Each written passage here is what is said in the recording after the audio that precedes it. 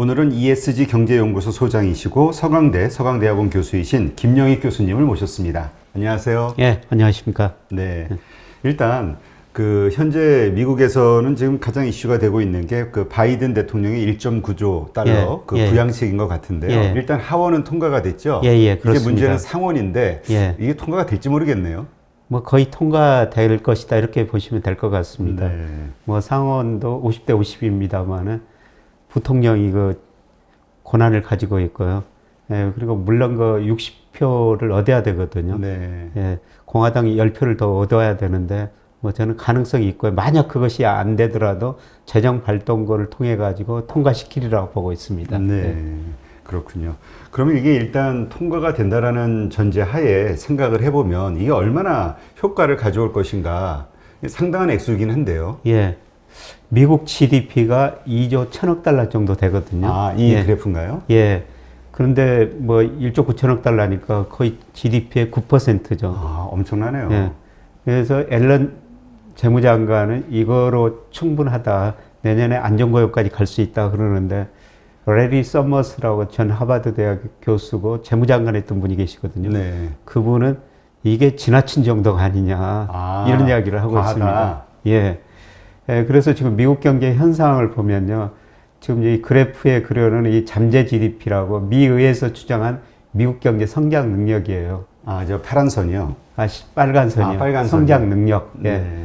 그 다음에 이 파란 선이 실제 성장이거든요. 실제 아, GDP입니다. 네. 그래서 작년에 코로나가 발생하면서 실제 GDP가 2분기에 능력보다 한 10% 미만으로 떨어졌어요. 네. 그런데 3분기, 4분기 회복돼가지고 지금 능력보다 미국 경제 한 3% 정도 밑에 성장하고 있거든요. 근데 1조 9천억 달러가 통과되면은 능력 이상으로 성장해버릴 거라는 거죠. 네. 네, GDP 거의 10%에 가까우니까 지금 3% 밑인데 10%를 쓰면은 이게 빨리 능력 이상으로 가버릴 거라는 겁니다. 아, 지금 9% 가까이 하니까. 예. 네. 근데 이제 문제는 뭐냐면은 이게 실제 GDP가 잠재 GDP를 넘어서면요. 네. 인플레 압력이 나타나요. 아. 수요가 공급보다 많아질 거라는 것이죠. 그렇죠. 예, 그래서 조만간 미국에서 인플레이션이 발생할 것이다. 인플레가 발생하면은 금리가 오를 것이다. 그래서 대표적으로 미 10년 국채 수익률이 작년 3월에 0.5%대까지 떨어졌어요. 네. 예, 그런데 거의 지금 1.2% 안팎까지 올라오고 있거든요. 네. 그런데 이것도 낮다는 겁니다. 예를 들어서 미국 물가가 경제가 회복되면 3% 이상 넘어갈 텐데요. 그러면은 금리도 올라갈 거라는 것이죠. 아.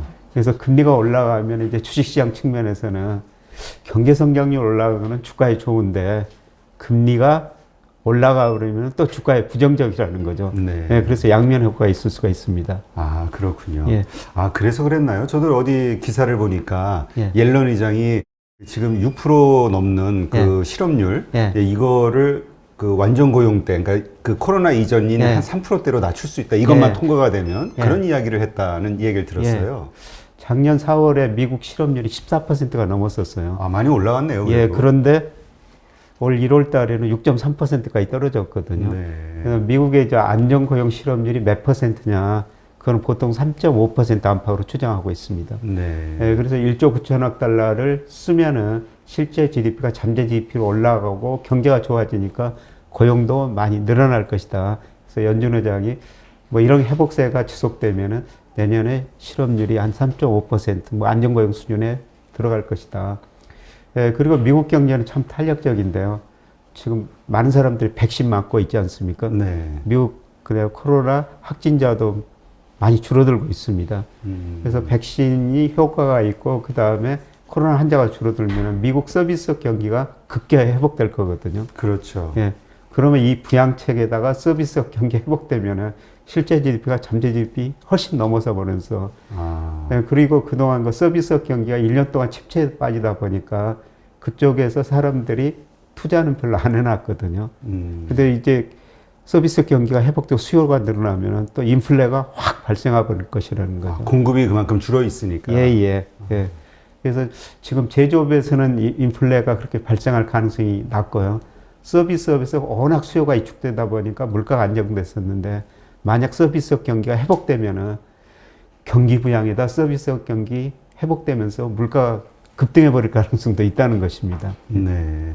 특히 그 말씀 들으니까 더군다나 이 많은 부분이 예. 뭐라 그러죠?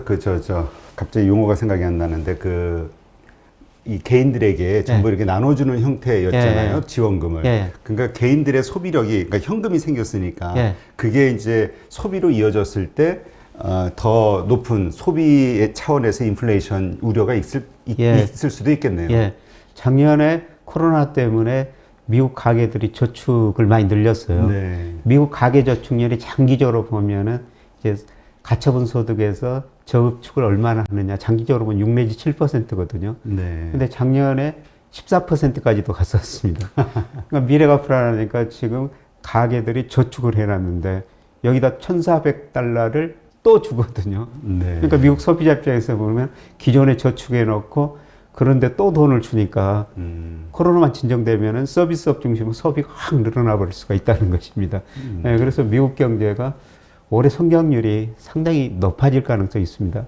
작년에 마이너스 3.5% 성장했는데요. 기저효과죠. 작년에 마이너스에 성장했으니까 조금만 증가해도 성장률이 높아질 수가 있는데 여기다가 $1,400 주면서 또 미국 가계가 저축을 해놨기 때문에 그 돈이 소비로 이어지면은 올해는 미국 경제가 5% 이상 성장도 충분히 가능해 보입니다. 네. 이게 경제가 성장한다는 얘기는 참 듣기가 좋은데, 근데 이제 문제는 인플레이션 압력 때문에 우리가 걱정을 하는 거죠? 예, 그렇습니다. 그래서 주가를 결정하는 게 두 개예요. 주가를 이론적으로 결정하면 분자의 배당금이 있고요. 네. 분모회가 1 플러스 금리 마이너스 기업 이익 증가율이거든요. 경제가 회복되면서 기업 이익 증가율은 그거는 이제 주가에 긍정적이죠. 근데 금리가 올라 버리면은 또 주가에 부정적이라는 겁니다. 그래서 네. 양면 효과가 있는데요.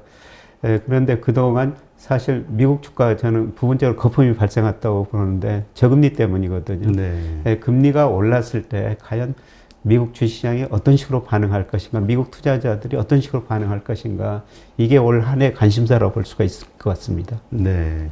근데 보통 이제 어떤 분들의 주장에 의하면 이 경기가 회복이 되면서 좋아지면서 올라가는 금리 인상은 오히려 주가에 큰 도움이 된다, 이런 얘기를 하시는 분들도 있었거든요. 예. 그러니까 금리하고 주가는 같은 방향으로 움직일 수도 있고요. 네. 또 다른 방향으로 움직일 수가 있어요. 근데 일본 같은 데 보면은 1990년대 이후로 보면은 금리하고 주가가 같은 방향으로 움직였거든요. 네. 그래서 주가를 결정하는 요소보다 금리보다는 경제성이, 기업 이익 증가율이 더 중요하다, 이렇게 볼 수가 있는데요. 그런데 미국 거 2000년 이후로 보면은 주가하고 금리는 역액의 상관관계가 있거든요. 네. 금리가 올랐을 때 주가는 평균적으로는 떨어졌다. 그래서 금리가 오른 것보다 기업 이익 증가율 속도가 훨씬 더 빠르게 오르면 주가가 오를 수가 있어요. 그런데 저는 올해는 금리 영향이 더 클 것이다. 왜 그러냐면은 지금 미국 주가가 여러 가지 상황으로 봐서는 저는 거품 영향이 있다고 생각하거든요. 대표적으로 버핏 지수라고 그러는데요. 시가총액에 비해서 GDP에 비해서 시가총액이 얼마나 높은가. 네. 그러니까 장기적으로 100%면 적당하다고 그러는데요. 근데 그 시가총액을 어떤 식으로 기준으로 하느냐, 거기에 따라 다른데요. 그런데 저희가 시가총액 기준으로 미국을 한번 보니까요, 굉장히 높은 수준에 있거든요. 근데 이 시가총액을 어느 수준으로 잡느냐에 따라 다릅니다. 근데 여기서는 제가 시가총액을 미국 개인, 그 다음에 기관들, 가지고 있는 전부 그 시가총액, 합을 시가총액 기준으로 삼았는데요. 근데 270%예요. 작년 3분기 기준으로. GDP예요? GDP 대비 시가총액 기준이에요. 근데 제가 듣기로도 보통 버핏 지수를 통해서 우리가 버블의 기준으로 보는 게 140%라고 들은 적이 있거든요. 그거는 S&P 500 기준으로 했어요. S&P 500. 예. 이건 그러니까 전체 어느 시장을 기준으로 했느냐. 그러니까 S&P 500 시장도 있을 거고요. 나스닥 시장도 있을 수 있고. 그러니까 어느 기준으로 보느냐 다르거든요. 이 수치는. 그럼 이거는 뭘 잡은 건가요? 예, 미국 개인들이 가지고 있는 주식, 그 다음에 기관들이 가지고 있는 주식, 기업들이 가지고 있는 주식, 총 합친 겁니다. 예. 그래서 이게 전체적인 주식이라고 볼 수가 있습니다. 미국 시장의 전체 모든 주식. 예. 그런데 이거 수치보다는 과거 평균에 비해서 얼마나 벗어났느냐, 시장에 따라 다르니까요. 네. 그래서 이걸 보면은 제가 1952년부터 데이터가 있어가지고 장기적으로 보니까 장기 평균이 106%였거든요. 네. 그리고 2000년 이후로는 주가가 거품이 발생해가지고 평균이 176%였어요. 아, 네. 그런데 작년 3분기가 270%라는 거죠. 아. 그런데 이전에 최고가 2000년에 그 IT 거품 닷컴 버블이라고 그랬어요. 예, 예. 그때가 210%였어요. 아. 그때보다도 지금이 훨씬 더 높다는 근데 거죠. 이 270%도 작년 3분기라고 하면 그때 이후로 더 올랐잖아요, 지금. 예. 그러니까 사실은 270%보다 더 높다라고 봐야 되는 그렇죠. 거네요. 거의 뭐 지금은 한 4분기 기준으로 280%다 갔다는 겁니다. 근데 이렇게 생각하더라도 뭐 거품이 발생했다고 즉시 꺼지는 거 아니고요. 사실 이 과거 평균 넘었을 때부터 거품이다 그런 이야기를 할 수 네. 했었죠. 사실 저도 그렇죠. 그랬었고요. 그럼에도 불구하고 더 올라갔거든요. 여기서도 더 올라갈 수가 있는데 장기적으로 보면 이게 거품이었다. 사실 거품이라는 거는 지나가고 나서야 거품이었다 이렇게 알 수가 있는 거거든요. 네. 그래서 오랜 버핏 이 버핏 지수 그러고 그다음에 레이 달리오라는 사람도 이 지표를 굉장히 중요시 보는데요. 근데 지나고 보니까 이게 이제 전통적인 주가 자산 시장의 거품을 판단하는 하나 지표인데 지나고 보니까 이게 맞았더라. 예, 그런 이야기를 하거든요. 근데 어떻든 이런 지표로 보면은 미국 주식 시장에 거품이 발생한 건 사실입니다. 그게 이제 언제 꺼질지는 뭐 아무도 모르는 아무도 거고요. 모르죠. 그리고 어떤 요소로 꺼지게 될지도. 그런데 그게 지금 인플레가 저는 2분기 가면은 3%를 넘으리라 보고 있거든요. 아, 그게 트리거가 될 수도 있겠네요. 미 연준이 2% 소비자 물가 기준으로 하는데 아마 저 평균 물가 목표제를 도입했기 때문에 뭐 물가가 3% 넘더라도 당장은 금리 인상 안 할 겁니다. 네. 과거 평균이 물가가 2% 이하였으니까 단기적으로 2% 넘더라도 금리는 안 올린다는 것이죠. 네. 그래서 연방 기금금리, 기준금리는 안 오를 건데요. 근데 시장금리가 오를 거라는 거죠. 시장금리가 저는 올 연말에 가서는 2.5%를 좀 넘어설 거라고 보고 있거든요. 지금 1.2% 안팎인데. 그 정도 오르면은 저는 주식시장에 어느 정도 충격이 있을 것이다. 예, 그렇게 보고 있습니다. 근데 또 어떤 분들은 그 채권 시장의 금리가 한 3, 4% 정도 돼야 주식 시장의 자금이 그쪽으로 이동할 것이다. 그 정도의 수익이 채권에서 보존이 돼야 이렇게 얘기하시는 분들도 있던데요. 그러니까 그지는 누구도 잘 모르죠. 그런데 3% 이야기가 나오는 것은 장기적으로 미국의 10년 국제 수익률이 명목 GDP 성장률하고 똑같았거든요. 네. 그러니까 미국의 잠재 성장 제가 추정하면 2%고요. 그 다음에 명목 성장률은 한 4% 정도 나와요. 물가 2% 고려하면은. 그러면 명목 GDP가 장기적으로 한 4% 성장하니까 금리는 한 4%, 3 내지 4%일 것이다. 그렇게 되면은 금리가 이제 더 이상 안 오를 거고 다시 떨어질 거니까 그때부터는 채권 사야 된다. 아마 그런 이야기가 나오면서 뭐 그런 이야기도 나올 것 같습니다만은 저는 뭐 2.5% 이상 가면은 주식시장이 실질금리가 어느 정도 플러스로 돌아서면서 좀 충격을 받으리라 보고 있습니다. 네, 그렇군요. 근데 그 3%대가 이렇게 가도 그 평균 물가 목표제 그것 때문에 뭐 여러 달 2%가 넘는 상황이 돼도 뭐 건드리지 않겠다 이런 얘기잖아요. 예, 기준금리는. 네, 기준금리는. 근데 이제 우리가 어떤 인플레이션 상황이 되면은 사람들이 기대하고 있는 거 연준이 알아서 또 잘 막아주겠지라고 기대하는 게 있잖아요. 근데 또 어떤 분들의 경제학자분들 말씀을 들어보면은 인플레이션을 막기는 정말 힘들다. 경기가 침체되는 거는 뭐 양적 완화라든가 이런 정책을 통해서 막을 수 있지만 인플레이션을 막는 방법은 금리 인상밖에 없다. 이런 얘기를 하시더라고요. 맞습니다. 그래서 중앙은행 입장에서는 돈 풀기는 굉장히 좋아해요. 쉽죠. 그냥 사람들이 다 좋아하니까. 좋아하니까. 근데 돈을 줄이고 금리 인상은 굉장히 심각하게 고려합니다. 금리 인상은 인플레에 항상 후행적이에요. 물가가 한참 오르고 나서 금리를 인상하거든요.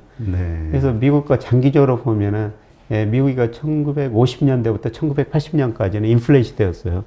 1980년대 미국 소비자 물가가 월별로는 14% 넘은 적도 있었습니다. 그때 이제 폴 볼커 연준 의장이 경기보다는 물가를 잡아야 되겠다. 과감히 금리를 인상하죠. 그러니까 중앙은행 금리 인상은 항상 좀 후행적입니다. 물가가 한참 오르고 난 다음에. 물가가 3% 넘더라도 저는 안 올리라고 생각해요. 그런데 이 물가가 예를 들어서 5% 넘었다. 그러면은 생각이 달라지고 그때는 기준금리 인상하게 될 겁니다. 네. 네, 그런데 주식시장은 기준금리보다는 시장금리의 영향을 더 받을 가능성이 높죠. 아, 그러니까 이제 주식시장은 우리가 뭐 10년물 뭐 채권이라든가 이런 예. 국채, 미국 예. 국채의 금리보다도 예. 혹은 기준금리보다도 예. 실제 시장에서의 그렇죠. 금리가 예. 시중금리가 얼마가 될 것이냐로 예. 그 판단을 한다. 예. 아, 이렇게 볼 수 있군요. 그러니까 2015년에도 미국 10년 국채 수익률 2.5%까지 갔었어요. 네. 예, 그때 그 테이퍼링이라고 연준이 그냥 양적 축소 이야기가 나왔었죠. 아, 그렇죠. 예, 그때 좀 물가도 오르고 금리가 오르고 그러니까 양적 축소도 한다. 그래서 주식시장이 단기적으로 발작이 있었거든요. 네. 근데 저는 그때는 주식시장에 지금처럼 거품이 발생이 안 됐었다. 지금은 심각한 주식시장이 저는 거품이라고 보고 있거든요. 예, 그래서 통화정책 긴축 이야기가 나오면은 그때보다도 주식시장 충격이 훨씬 더 크리라고 보고 있습니다. 네. 아, 그럼 우리가 시중금리라는 단어가 의미하는 거를 예. 10년물 미국 국채 금리도 거기에 포함을 시켜야 되나요? 대표적인 미국 시장금리가 10년 국채 수익률이거든요. 아, 네. 예, 우리나라는 3년 국채 수익률을 대표적인 시장금리로 보고 있는데요. 우리도 점차 이제 10년으로 가고 있어요. 네. 예, 그동안 3년짜리가 많이 발행됐는데 우리 정부도 이제 10년짜리를 많이 발행하면서 10년짜리 국채 수익률 대표적인 시장금리로 보고 있거든요. 우리나라는 뭐 1.8% 안팎입니다. 예. 네. 지금 그렇다면 그 이제 우리 교수님 말씀대로라면은 이제 우리가 한 뭐 2%대 넘어서 3% 가도 연준이 움직이지 않는다고 네. 했을 때, 네. 근데 이제 또 하나 걱정되는 거는 보통 인플레이션보다도 더 무서운 게 인플레이션 기대 심리라고 하잖아요. 예. 더 오를 것 같다는 생각에 어느 시점까지는 느리게 올라가지만 그 시점을 돌파하는 순간 확 치고 올라갈 수 있다라는 게 인플레이션 수치라고 이야기들을 많이 하시더라고요. 그게 뭐 하이퍼 인플레이션인데요. 네. 인플레이션 기대 심리가 생기면은 예, 사람들은 더 빨리 물건을 사기를 원하거든요. 그렇죠. 예. 가치가 떨어지니까. 예, 그래서 경제 성장률 더 올라가 버리고, 예, 그러면 인플레가 갑자기 올라가 버릴 수가 있어요. 예, 그리고 지금 그 연준 의원들 그 점도표 보면요, 예, 작년 그 12월에 점도표를 찍어놨습니다만은 2022년까지 올린다고 생각하는 사람 한 사람도 없었고요. 2023년 가가지고 한두 사람 올린다고 점 찍어놨거든요. 네. 예, 그런데 최근에 보면은 연준은 일부가 인플레가 발생하면은 바꿔줘야 된다 생각이. 그러니까 만약 인플레가 3% 넘게 되면은 연준 위원들이 점도표를 찍을 텐데 그 점도표들이 올라가는 쪽으로 다 바뀔 거예요. 네. 그러면 일단 그 지난번 FOMC 회의 이후에 그 파월 의장이 얘기했던 것이 2023년까지는 뭐 금리 인상 예, 예. 긴축하지 않겠다. 예. 그 다음에 또 하나는 그런 상황이 되면 자기네가 분명히 말을 해주겠다라고 했잖아요. 예. 요거는 그 얘기는 이제 결국 이런 어떤 사전 예. 징조 좀 일찍 예. 뭔가 이야기를 해주겠다라는 이야기로 받아들여도 되는 거잖아요. 예. 그러면 좀 위험성이 낮지 않나요? 3월 FOMC 우리가 좀 기대를 거기를 자세히 좀 관찰해야 될 것 같습니다. 아, 3월 예, 거기서 FOMC. 다시 경제 성장률 전망 수정하고 물가 전망 수정하고 그다음 그 전도표도 나오거든요. 그러니까 파월 연준 의장은 그렇게 이야기하겠지만은 뭐 주시장이나 금융시장의 충격을 줄이기 위해서요.